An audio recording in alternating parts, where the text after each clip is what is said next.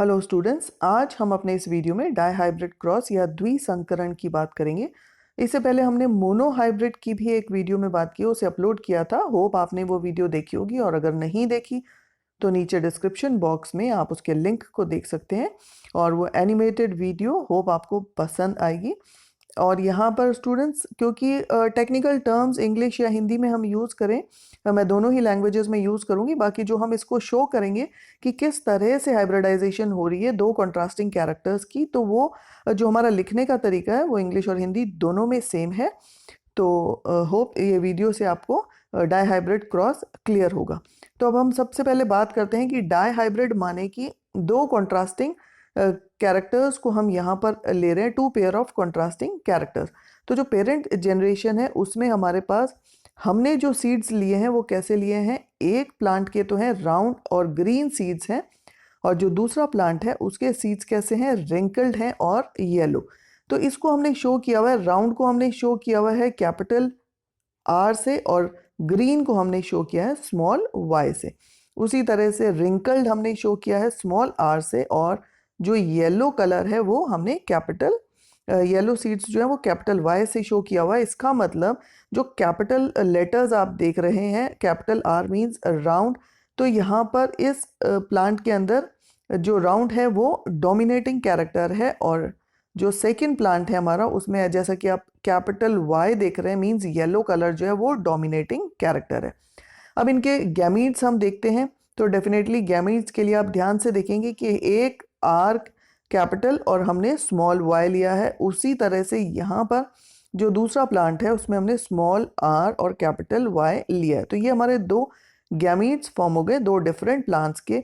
और जो हमें F1 जनरेशन मिली है उसमें जैसा कि आप देख रहे हैं, capital R small Y and small R and capital Y, means यहाँ पर हमारे पास आर और कैपिटल वाई दोनों हैं, मीन्स राउंड एंड येलो। तो जो F1 जनरेशन है वो हमारी होगी राउंड एंड येलो, और यहाँ पर कौन सा लॉ आ रहा है, लॉ ऑफ डोमिनेंस।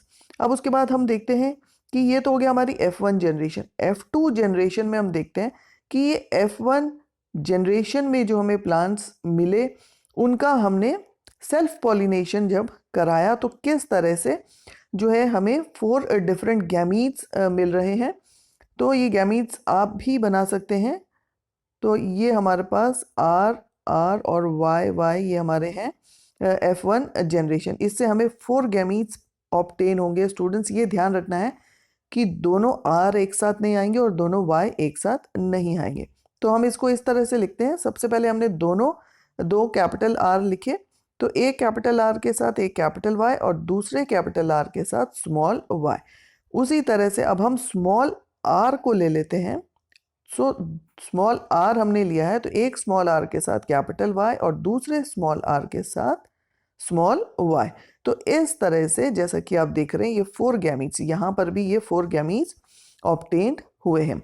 तो स्टूडेंट्स अब ये 4 गैमीट्स हमें मिले हैं, और F2 जनरेशन में किस तरह से हमें रेशियो मिलेगा, 9:3:3:1। तो इसको अभी हम एक ग्रिड बना के इसको हम समझने का प्रयास करते हैं।